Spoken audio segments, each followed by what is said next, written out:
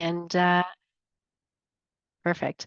Okay, well, welcome everybody. Thank you so much for joining on a Friday. I really appreciate it. My name is Ariela Koldorf, and I am a neurodiversity consultant. I wanted to offer this webinar to parents and to care providers or whoever really wanted to sign up. And I see we have Lisa here from Catalba. I know we have Debbie here, who is very well versed as well, and other folks that are either parents or professionals. And I just wanted to put it out there because summer is coming. Summer break is coming, and summer break can be really, really hard for some of our kiddos and some of our families that we service. So I thought putting this out there and just getting some strategies out to the community would be lovely. So you can see my large screen still, or which screen? You can just see the summer strategy screen, correct? Just the main screen, like the Beautiful. first Okay. one. Because I have like 3 screens going here, so I just wanted to make sure that I had the right screen. Okay, so I'm going to get started, like I said, and hopefully I don't miss anybody if they try to come in. Oops, one moment. Okay. So a little bit about me. Like I said, my name is Ariela Koldorf. I am a parent coach and a neurodiversity consultant. I'm also the founder of Spectrum of Light Support Services.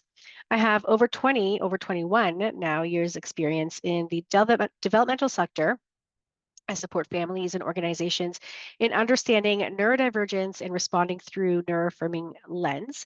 Um, Now, my lenses, it is neuroaffirming. It's kind of a combination. I do like to really understand where the individual is coming from, what their behavior is communicating, where they're at, and just provide them with what they need, while also teaching them skills and strategies to thrive. My mission is to create an environment and a world where all brains belong. So, a little more about me. My work is rooted in empathy, lived experience, and evidence informed practice. I've worked in various spaces, including supported living, hospitals, school board and education systems, and social services. I have various certifications, including cognitive behavior therapy, dialectical behavior skills, crisis prevention and intervention, and psychological safety in the workplace, as well as a life coaching certification. I am a parent of a neurodivergent child, and I'm also neurodivergent myself. So I know firsthand how challenging and how rewarding the summer months can be. I've experienced the overwhelm that a parent can feel when their child's dysregulated and the day isn't going smoothly. I've experienced the overwhelm that a parent can feel when they are dysregulated themselves and things aren't going smoothly because, just like some of you in this meeting know, even with all the skills and all the knowledge, we are only human. And we're not robots, we're not machines, nothing is perfect. And so having things in your back pocket and tools and strategies will only make things smoother. So through this webinar, I will offer some practical tools, compassionate insight, and a fresh perspective to help you create a more supported, connected summer for your family. That's the goal. A little bit about what I do through Spectrum of Light. So we empower parents with practical evidence-informed strategies to navigate challenging behavior, foster emotional. Oh, do you all hear? Heather cannot hear. Does everyone else hear me? Okay. Yes, I can hear. Heather, I'm wondering if you want to leave and come back? Well, she can't hear me. Let me just, sorry, I just want to make sure that everybody can get everything.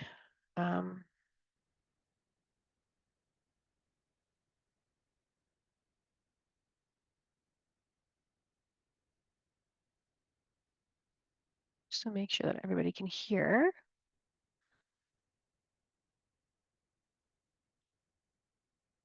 Okay, I'll just give Heather a moment to leave and come back in. Sorry about that, everyone. There she is. Hey, Heather, is that better? Can you hear me now?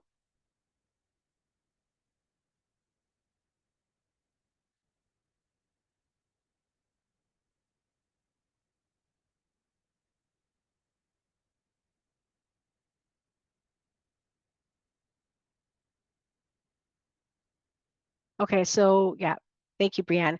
I'll just keep going. Hopefully, Heather can figure it out as we go along, just because I do want to be mindful of your time. Okay.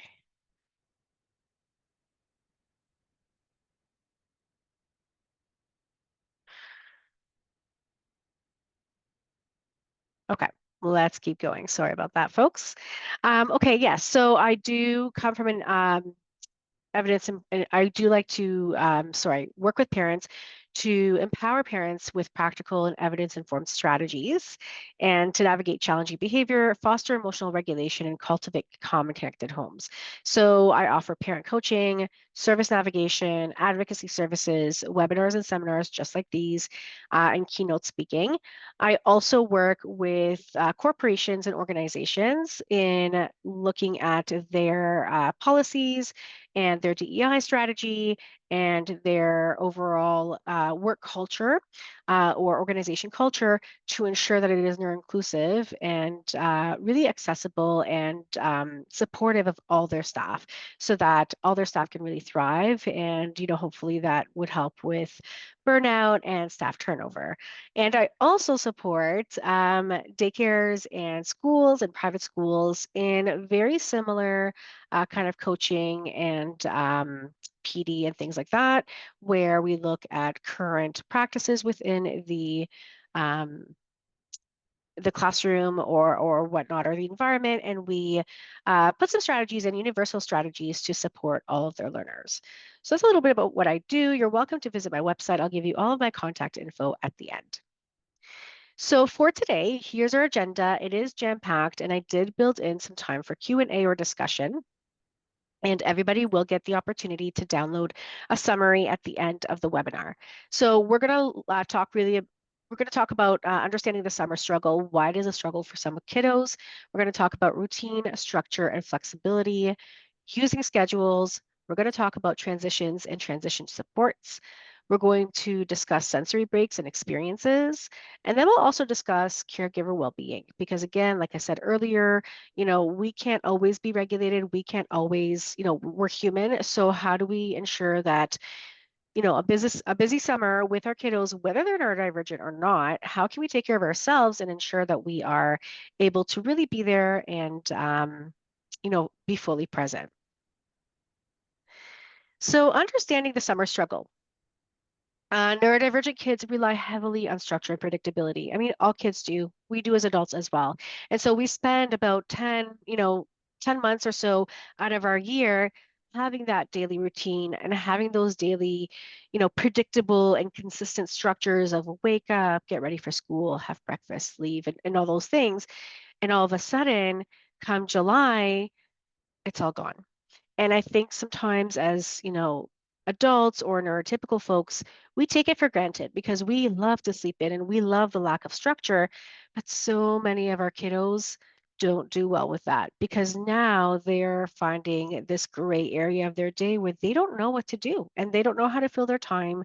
And, for some kiddos, that lack of structure is actually extremely anxiety provoking. So a sudden shift in routine can disrupt emotional regulation, increase anxiety, and lead to dysregulation like meltdowns.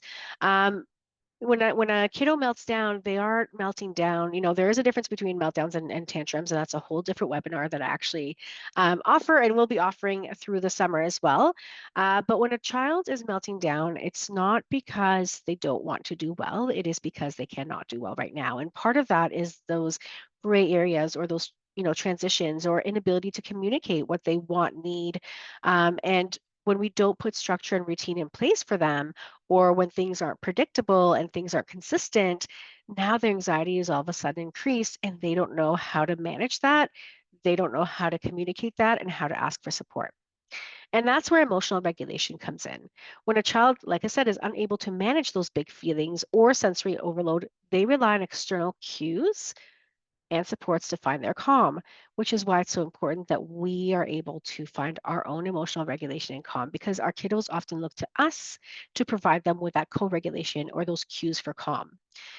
Using a structure and routine and teaching calming strategies proactively when our kiddos are baseline, are calm, and are able to do well and gather information, That will help decrease dysregulation and support them in a moment of overwhelm. For example, with my own son, I know that every day after school, like we have a system where he just gets to come and veg and chill. And that looks different every day. He gets to choose what he wants to do. His choices are usually go outside if it's nice outside, which he'll usually choose, or watch a bit of TV or go on his phone. But he needs that because he's spent all day keeping it together. He spent all day masking. And if I don't allow him to have those tools in that break, I know that there will be a meltdown because he just needs that break to decompress. Now, we have skills and strategies in place if he does have a meltdown. Masking can definitely hurt. Megan, absolutely. It absolutely can. Masking is hard, physically exhausting, emotionally exhausting, psychologically draining. And so, yeah, it can definitely hurt. And that word hurt, I would use it in many different ways. And so when our kiddos mask all day and come home from school, the older I get, the more it hurts. Yes, same here. I work really hard not to mask as much anymore, but the reality is that the world isn't necessarily built or equipped to support neurodivergent folks. And so, yeah, we absolutely have to mask and we absolutely have to rely heavily on strategies through our days, even as adults. And it is hard, right? So now that we have our kiddos that don't have necessarily their structure, or maybe now we are taking them to different places in public or camp or whatever it may be, the whole idea is to make their day that much smoother and easier through structure, through predictability, so that they won't have that extra added stress and extra added anxiety and extra added overwhelm to their day. So routines, structure, and flexibility, these are essential. Even though we may want to have a really chill, laid back summer, we can have a really chill, laid back summer, but chill and laid back can still be structured and can still be routined with some flexibility, right? So predictability, consistency, like I said, they create a sense of safety and reduce anxiety. That's just because when you know what's going to happen in your day, your mind, right, is just you don't have to constantly be worried about what's next. I always say if it's not in my phone, it doesn't happen. I look at my schedule on my phone a million times a day because I can't remember what's coming next. That is my visual for the day. And if I don't put reminders in my phone for myself to do things that are out of the ordinary or to do things that, are on my list of to-dos, they will not happen. So we all use structures and routines and visuals within our days. We just all use them differently. And visual cues can help a child understand the schedule, the plan, or the expectations more clearly. And again, I'll talk a little bit about types of visuals and how you can use them, but visual cues don't just have to be a visual schedule or a to-do list. They can be a picture of something. They can be an object. They can be a gesture of like pointing to what has to be done. I'm just gonna whoops, sorry guys. Just gonna let this person in. So, they can be facial expressions if your child understands that.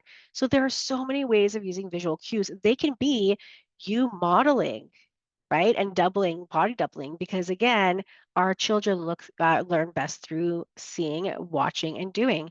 So providing a child with a plan for the day, so you can break it up into parts of the day, you can have it for all day, you can break it up task by task, you can break it up hour by hour, but it will help them experience success. Schedules can range, like I said, from very detailed to a very brief outline of activities. You have to do what works best for your child. You know your child best. And sometimes it takes kind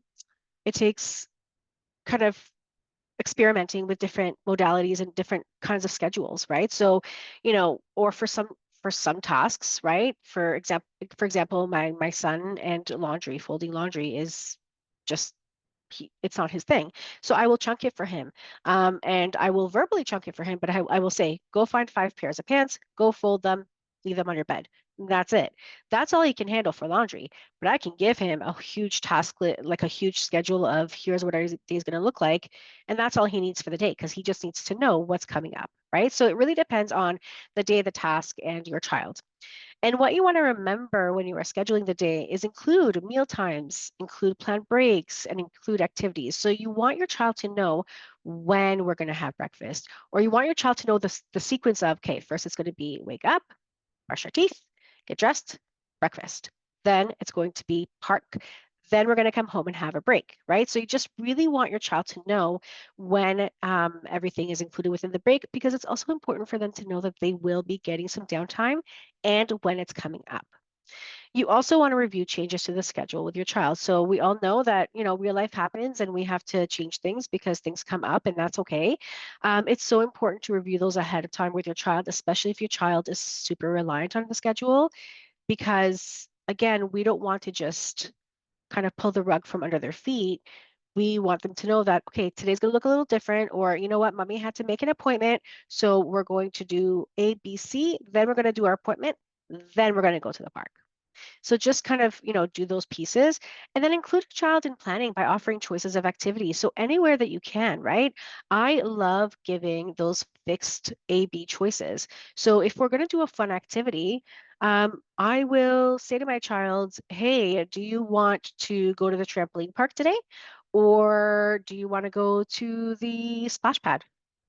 Right. And if they say I want to do both, then I'll say, well, why don't we choose one for today and one for tomorrow? But giving them choices that really don't matter to you. You don't care which one they choose because you're fine with both, gives them autonomy, gives them buy-in, and also gives them that sense of control that, okay, I also have some say over my day. For breaks, if you can plan breaks ahead with your child and you can say, hey, what do you want to do for your morning break? Do you want to do some coloring or do you want to like have 15 minutes of iPad time, right? So really getting your child involved will also help decrease that anxiety because they're going to have a say in what their day looks like. And again, every kid is different. Sometimes you can't get your child involved depending on the situation.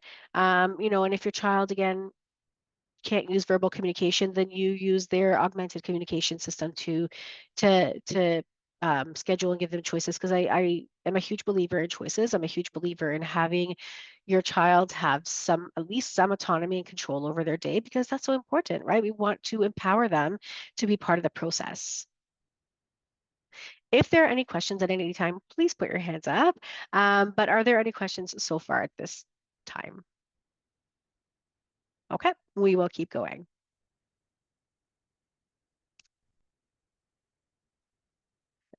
Okay, give me one moment. Perfect. Okay, so my computer is just a little frozen right now. So give me just a sec. There we go. So using visuals. So visuals, like I said, work as external cues to reduce cognitive load and anxiety. And, use visuals, like I said, that work for your child, whether it's pictures, words, both, depending on your child's communication and strength and abilities. So here are just some examples of different types of schedules and visuals that we can use to chunk and schedule the day. So we have, a written down checklist of, the screen time rules, for example. So again, you can use this for anything, whether it's a schedule or routines. We have this my morning routine, red, yellow, and orange visual here. And this is just really just the morning routine broken down into 9 parts. And again, perhaps this is what this child will thrive off. Then we have just some choice of some visuals. So perhaps this, this is where we, right here, this is perhaps where we give our child the choice of, hey, like, what do you want to do for your fun activity today? Do you want to go to the park or do you want to go swimming? And they can choose from there. And again, if they don't have the verbal communication, these pictures they're great because they can just grab them off and put them in their schedule. This is just an example here of a visual schedule, the 2 blue strips. And again, this is just an example of how you can chunk different times of the day. Then we have a summer schedule here. So this is more for kiddos who are able to manage a full week of schedule. So this is just kind of, activities that we would do every day or activity ideas that we would do every day. This lanyard at the bottom left is great for, again, kiddos who need those reminders through the day. So when I service daycares and schools, I often wear a lanyard with some visuals on it just to have, whether it's, listening, gentle hands, park, bathroom, just so that I can have that extra piece of communication with me or that extra choice of a visual to support the kiddos that I'm working with. Now, this My Day with the blue arrows, that is also great because on the left side here, you can put the, upcoming 5 tasks, and as each task gets done, it gets shifted over to the right, which is finished. So, for example, brush teeth, it goes to the right. Um, Change clothes, they do it, it goes to the right. So that's again a way of showing your child where they are in the schedule and where they are through their day. Then there's the first then over here. And of course, this is even chunking further. So, first we're going to put our shoes on, then we're going to go play outside. So this is for those kiddos who really need their tasks chunked down into step by step because having more on their plate would be overwhelming. Any questions about that? All right. So transitions and transition supports. Transitions are often one of the most dysregulating parts of the day. If you think about it, leaving an activity that you're enjoying or an activity that you're focused on is really hard. Kids find it challenging to move from one activity to the other, especially if that activity is preferred. So proactive strategies help reduce resistance, anxiety and meltdowns.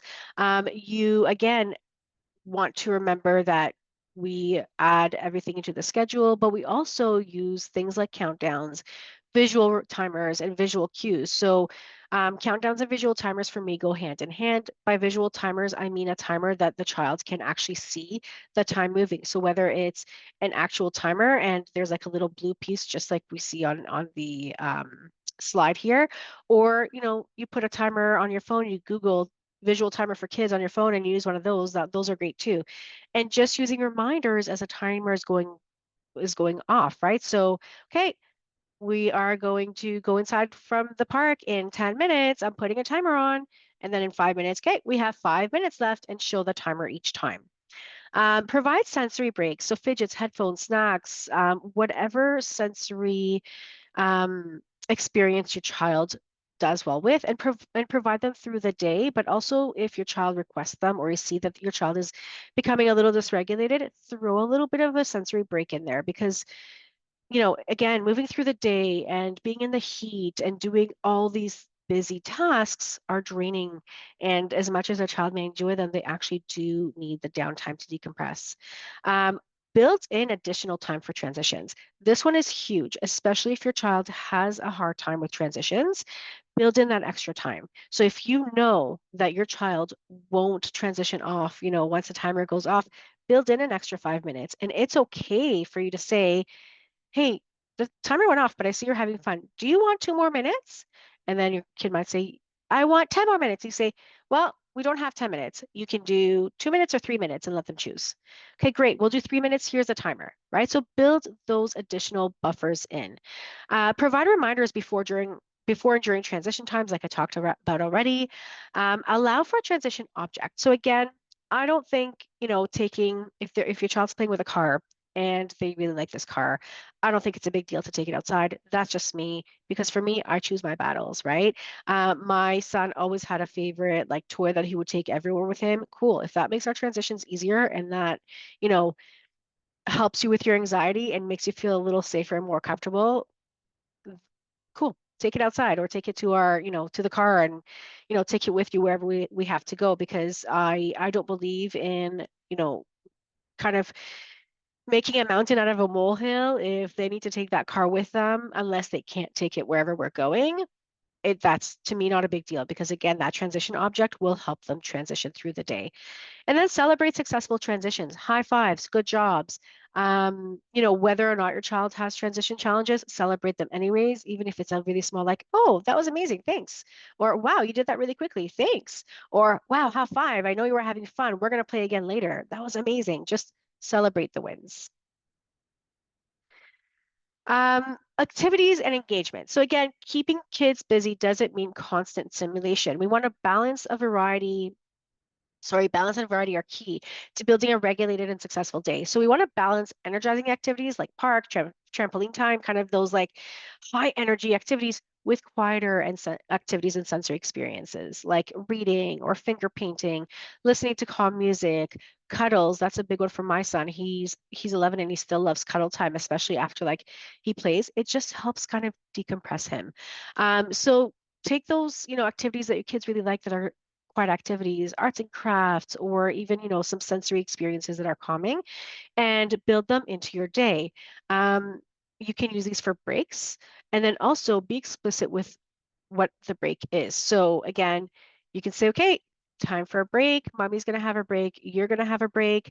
Do you want to do A or B for your break? We just have a comment here. I'm going to read it really quickly. So Megan saying my 19-year-old developmentally is 4-year-old and he loves cuddles. Yeah. Um, I mean, who doesn't, right? I guess a lot of kids don't, but I'm lucky because my son still does. My daughter, different story, but yeah, my 11-year-old still loves cuddles and they do regulate him. They do help him quite a bit. Um, and then, whoops, sorry, I just have to move my screen over.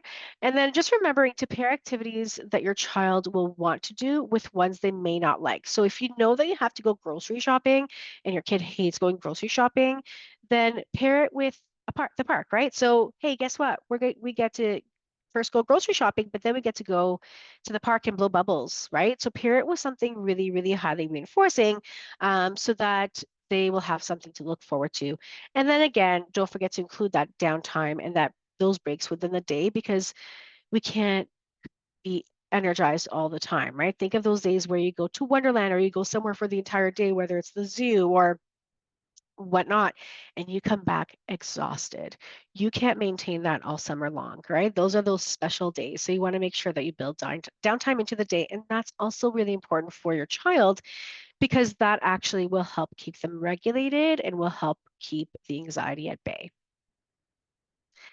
I've talked a lot already about sensory breaks and experiences because I believe that it's a really big part of our day, whether you're neurodivergent or not. Um, but again, sensory challenges may be heightened in the summer, like I said before, because of heat, noise. Maybe they're wearing new clothes that you've bought them for the summer because they've grown out of their old ones and they don't like the way that they feel, right? So proactively managing these needs can help reduce overwhelm. Um, you know, maybe with the heat, maybe you carry around a fan or like an ice pack, or you bring the noise canceling headphones or headphones with calming music if you're going somewhere loud and that's really overwhelming for your child. But scheduling, again, like I said, sensory breaks and experiences in the day will support regulation. These breaks and experiences do not only have to happen at home, they can happen wherever you are. So again, if you're in a loud mall and your child doesn't do well with the noise, then build something in. If they will tolerate headphones or if they want to listen to music, right? If they have a favorite fidget, but you know your child best. So use the strategies that you know already work and just make sure that you plan around them and that you bring them with you. Sensory breaks and experiences can include things like water play, so a hose, a bin, a pool, listening to music. So again, we can pair this with dim lights, with headphones. And, for me, calming kind of Zen spa music does wonders. Activities with various textures like paint, rice, water beads, moving from a hot space to a cool space. So if you've been at the park and it's a warm day, like let's try to go somewhere really cool, whether the AC is on at home or you can just turn the AC on in the car. Like bring those ice packs with you in a cooler so that you can cool off really, really quickly, especially if your child doesn't do well with heat.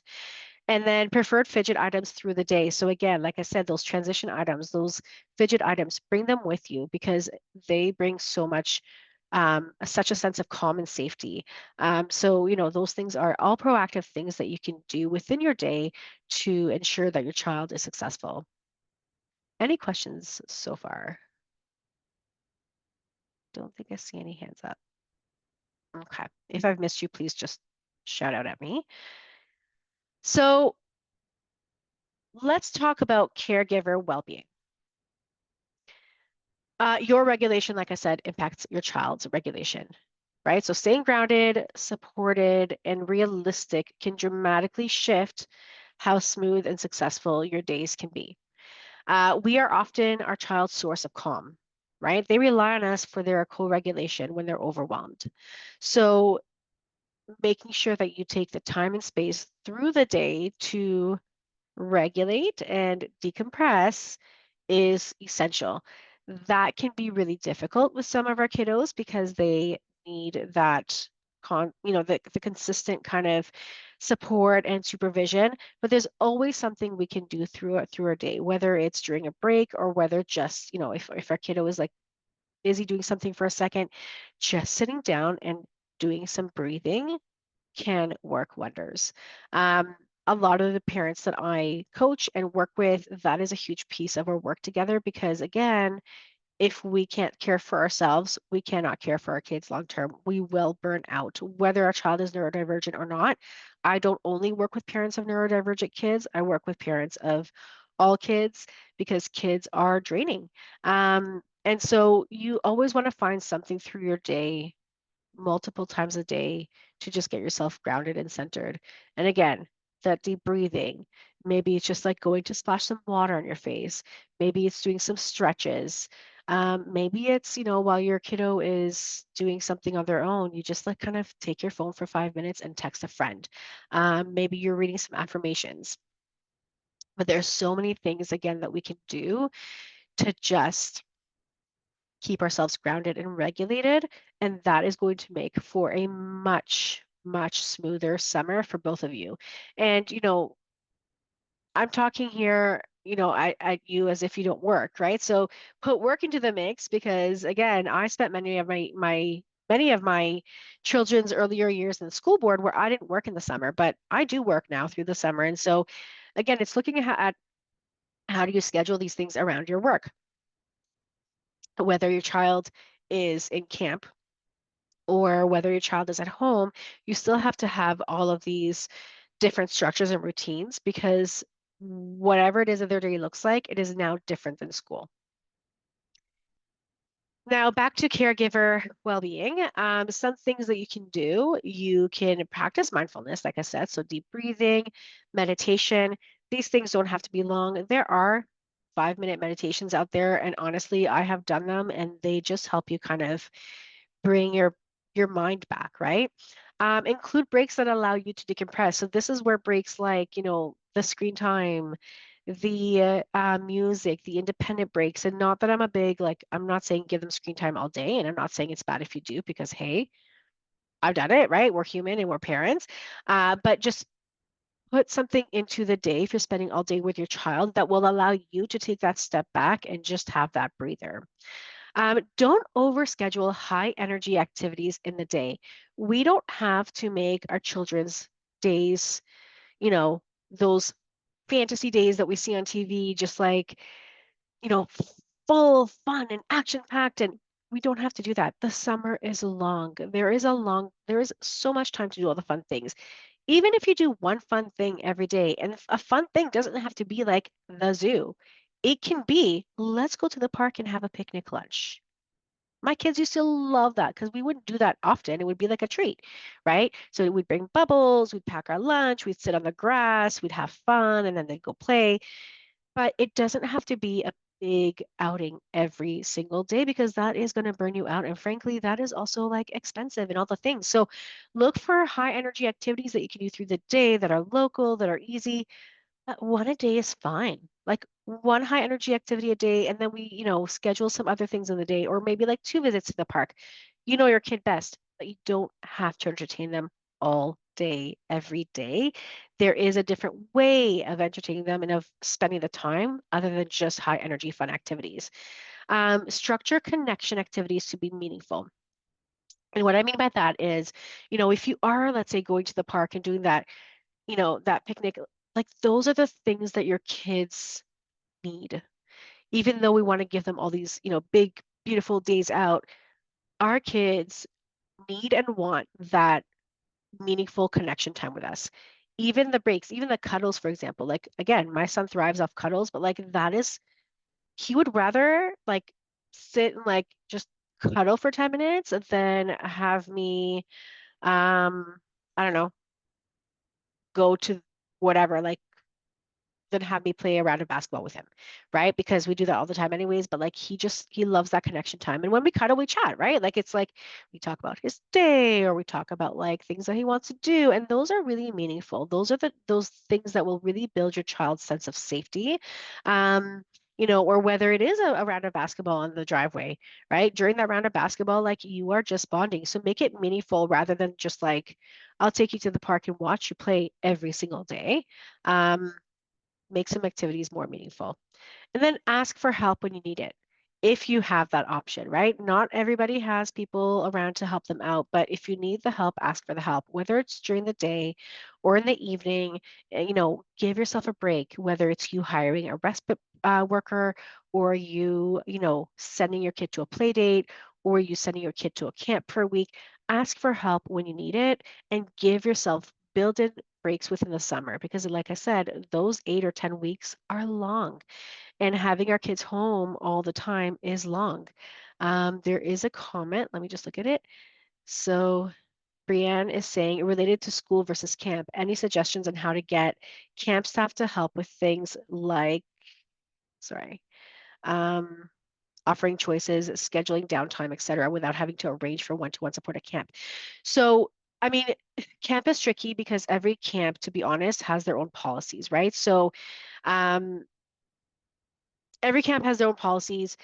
If a camp requests one-to-one, it's because, if your child's needs are higher than what they can provide for, they will ask you for a one-to-one. And I know that's unfortunate.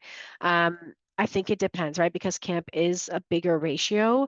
And if your kiddo does need their own separate schedule and does need all those check-ins, then they just might not be able to accommodate that. I mean, you can definitely have a conversation with them, but again, every camp's a little bit tricky because they do have um, their own policies, right? And camps are typically privatized, and even through the town or the city or wherever you live, typically they do ask for additional support if your kiddo needs it. So that is a tricky one. Schools are different because schools are like if you're the public school system, let's say, schools have to provide those things for you, whereas camps don't have to provide those things for you. But we can even have a chat about that like offline and have a deeper conversation about that if you would like. Okay, so again, I would highly, highly recommend that you really build that well-being into your day. And even if you're doing that mindfulness stuff at the end of the day, right? If you can't build it into your day, I'm just a huge believer in that. Um, because you will burn out. And this is true through the year, right? I often um suggest that to the parents that I work with, like just find sometime through your day, whether it's 2 minutes, 5 minutes, 1 minute, to just take that breather and just decompress for a minute. It is so, so, so important. Um, because when we're not regulated, they're not regulated. I remember my son's like worst ever meltdown. He was like 3 or 4, and my husband was out of town, and my daughter was doing something, playing, and it was like a 2.5 hour meltdown. It was epic, and there were tears. He cried, I cried. I was so burnt out at that point, right? Like we were going through so much with my son, and I hadn't slept in years because he had night terrors, and like it was just a thing. And that's when I kind of, really started practicing um, that caregiver well-being and the mindfulness. And it started small for me. Like literally, I would find 1 minute to just like do deep breathing because I just found that I wasn't able to provide him what he needed because I wasn't in a place where I could do that, right? So just caregiver well-being is super, super important. Any questions or any more comments? Okay. Well, I want to talk about just again some key takeaways and reminders. So structure supports regulation, right? Predictability, structure, and routine helps reduce anxiety, foster independence, minimize dysregulation. This is so important.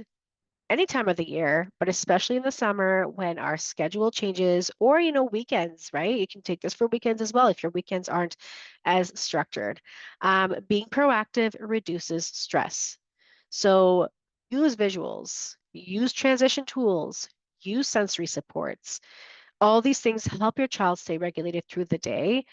Plan for them, teach them ahead of time, practice strategies ahead of time, right? So you want to teach strategies and practice them with your child when your child is regulated and when your child is calm, because then you can remind them to or cue them to use them when there is a moment of dysregulation. And you want to remember that you matter too, because when you are regulated, your child has a co-regulation partner they can rely on. Okay. So I'm just going to wrap up because I do want to do question and answer. I usually save about 10 or 15 minutes for that in case anybody has something they want to discuss further, or share any ideas. But, if you would like, we can chat about how I can help you. We can schedule a complimentary connection call. Like I said, I offer a number of services, including parent coaching, service navigation, advocacy services, webinars, and seminars. I am going to be offering my Tantrums versus Meltdowns webinar this summer, and I'm also planning on doing the Behavior 101 again. But yeah, those things are two of my most popular because they kind of just bring us back down to the basics. And those are really jam-packed with information.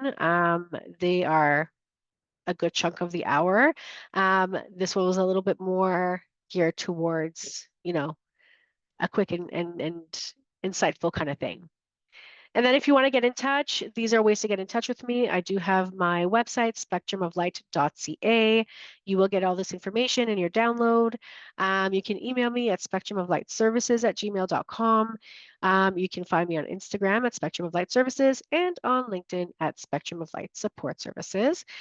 And if you would like to download my summer strategies guide, it's really a summary of everything we talked about. Please feel free to scan the QR code. And this is where we can do questions and we can have a deeper chat about some of the strategies that we talked about if you would like. Does anybody have any questions or anything that they want to share or offer? Anything Yeah, that they do that helps them? yeah. I mean, this is amazing. Hey, Debbie. Hi. Thanks.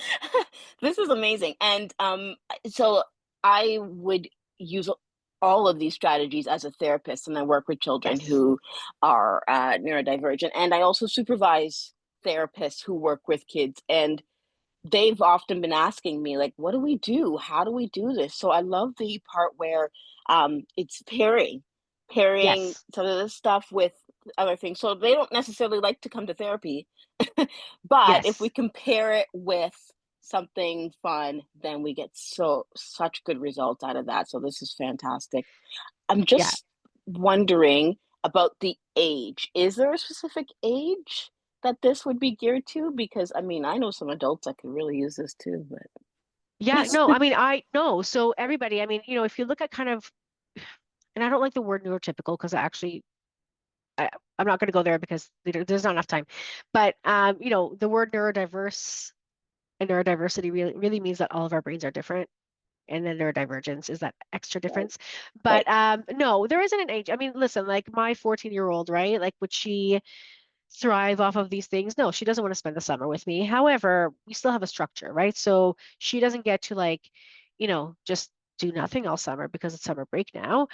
She doesn't necessarily need these structures to not feel the anxiety. She likes the lack of structure, but there's still a structure. I still, you know, have a to do for the week or for the day or whatever. So there isn't really an age limit. And I think, for neurodivergent folks, especially for our kiddos who are autistic or, our kiddos who have Down syndrome, are ADHDers like my son, having that structure, like I can see my son still thriving with the structure when he's a teenager, because again, when the day is big and when he doesn't know what the day is filled with, it does bring him anxiety. And so it'll probably change as he grows and as his needs change. But like I said, I structure my day every day on the phone. So I don't think there's an age limit. And I also think it really, the way that you're going to use this and the kind of visuals and the kind of scheduling that you use is going to rely heavily on the type on your child or on the individual that you're supporting. And in terms of the pairing, yes, I love pairing. I think, for sure therapy. I know, kiddos that don't enjoy therapy either, but that's also where that transition object comes in, right? Like if your client has a favorite toy or a favorite object, can they bring it into therapy to make it less Ooh, scary, that's a right? good idea. Yeah. Yeah. Yeah, like Yeah. even when I work with daycares and things like that, and they have to go outside and the kid wants the car and they're like, no, but it's time to go outside. I'm like, can we just take the car? Doesn't matter. Mm, We'll bring it back, right. Right. right? But the car has to stay in the class. I'm like, okay, let's put a timer on the car. If the car has to stay in the class, let's say, great, we can take the car, you can play with it for 5 minutes, and then Ariela's going to go put it back in the class. So there's always a way of structuring those things. Timers are magic to me. Like once you have them, and you use them consistently and effectively in the right way, and you pair them with the right cues, they're magic, right? So there's a way of structuring everything. And for me, it's all about choosing your battles. Like what matters, what doesn't, right? Like is something a big deal? Like, do I care if you take that car with you to therapy? If am I going to die on that hill? No, it doesn't matter. If you want to take the car with you to therapy because that's what's going to make you happy right now, cool. Take the car with you to therapy. Exactly. Yeah, Yeah. Yeah. yeah, Sorry, one more question, then I'll yeah. be quiet. Please. In No. terms of where you go to help and parent coach, are you all over or do you do more virtual? Like what? Yeah, so I my parent coaching typically is virtual, just because I can have a wider audience. Obviously, you know that I'm in the Simcoe region, so I have done like in-person workshops and things like that before in groups within the Simcoe and York region areas, but I provide virtual coaching. And again, my coaching is very similar to this. I mean, this was jam-packed, but I really like to unpack things and work through them and talk and like sometimes it's just a matter of like, okay, so if this happens, how do you respond? Okay, have you tried saying it this way? Right? So sometimes it's just like a matter of how we say what we say to our child, or really looking at, okay, well, what's happening? Why is your child having this meltdown every day? Like, let's unpack that and then let's see how we can meet them where they're at and how we can support them through that. Because again, all behavior is communication, right? So what is your child trying to communicate with for you? Sorry, trying to communicate to you right now, and how can you respond in a way that's more effective? Perfect. Okay. Yeah, Okay. So if we can, I can send parents to you that like some extra absolutely. support. Yeah, Wonderful. absolutely. Okay. Yeah, Thank you so thanks. much. Thank you. No problem. I'm so glad you came. We have another question in the chat or another comment. Hold on. Megan, my son used to bring his Elmo or Mickey Mouse everywhere. Yeah, like who cares? Why not? Right? Like again, my son gets he's got an autoimmune disease and he or disorder and he gets infusions every 8 weeks and he has his preferred fidgets and stuff that he brings with him and like we bring the world like we bring like 5,000 fidgets and his phone and the things because that's what makes him feel the calm. He's so phobic of needles and he gets these IV infusions every 8 weeks. I bring a bag of fidgets. He doesn't even use them, but it's the knowledge of no, it's just him knowing that they're there and that's what he chooses and that's what he wants to bring. And I like lug it around with me every 8 weeks and that's okay because if that's what's going to make you feel safe and calm right now, cool, right? Another comment here. How do you give camps and programs a heads up about your kids' support needs and preferences? I am a full believer in Christina in transparency. That's the way I am with school, with camps, with everyone. So my son, for example, has a really hard time being outside in the heat all the time, just because of his health stuff. So I'm really transparent. I've worked with parents before who don't want to be transparent because they know that the camp might give them pushback or ask for additional support. But what I always look at is my child's well-being and success, right? So I try to be transparent, just have a conversation with them about, okay, so here's my kid in a nutshell. My son, for example, thrives off the structure and doesn't really have any concerns when it comes to the behavior piece, but there is a bit of a social piece that he might need some support with and then the heat. So just, ask for a phone call, ask for a quick meeting, and just be transparent about where your child's at and some of the things that may be supportive to them. And just know that again, the camp may, according to their policies, request some additional support. It varies so widely child to child, right? I don't know your child, but I believe in being transparent. Now, that's not to say that I tell them everything under the sun, right? But I tell them the things that they need to know, the things that will help my child be successful through the day. I don't know if that really answered your question though. So tell me if it didn't, please. I guess more in terms of like what method you would use to Mm, communicate. Like obviously I've had a lot of like pre phone calls about her yes. needs and lots of questions being asked around like what supports they have. But obviously when you go to the actual camp, like there's like counselors who probably were never like briefed on the huge Yeah. long call I had. So I didn't know if you had any like strategies of like a one pager. I've had like an about me kind of made before. Yes. I So was like, just gonna say, yeah. yeah, because like I've done that before, right? Like especially when, the summer after my son got out of the hospital, when he was diagnosed with his health autoimmune stuff, I had a one pager because he went to camp that summer. He was on a million meds. There were, like he was really sensitive to the heat, whatever. I don't care. I will give you a one pager. And I went, dropped him off, and I met the counselor. I asked him to be the counselor or whoever was in charge. I'm like, okay, here, please share this with the counselor. Please make sure da da da da da da da. Because at the end of the day, this is your child, and when your child has needs, you want to make sure that their needs are met.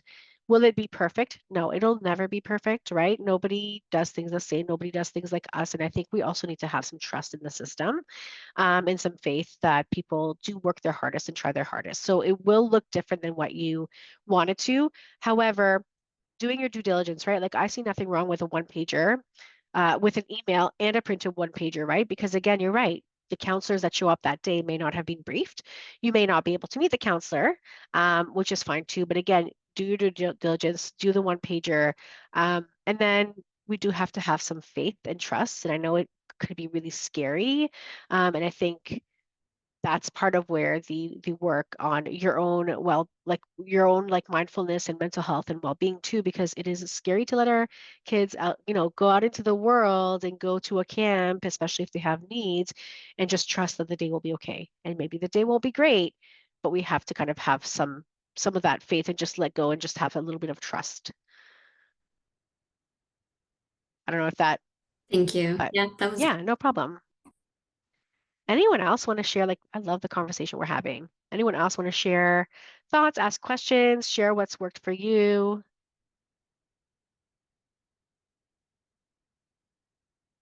Okay. Well, oh, Lisa, did you want to say something? I just wanted to thank you for this whole free workshop No problem. webinar. I think that your like the messaging you're giving and the like where you're coming from with it is very valuable for families, because you give them permission to like have the downtime and look Yeah. after themselves. And sometimes it's go, go, go, right? And you feel the parent guilt of not providing things. And I appreciate the question and answer and all you're doing. So just wanted to say Thank you. that. I really appreciate that because, again, I wasn't sure. I mean, this is a pretty good group. We have 10 here. I think we had 11 at one point. I wasn't sure um, if this was needed or wanted, but it's just something that I thought, let's. Oh, good. I'm really glad, Anna, because it's hard. And here's the thing. I mean, you work at Catalpa. I've worked in well, I still work in social services as well.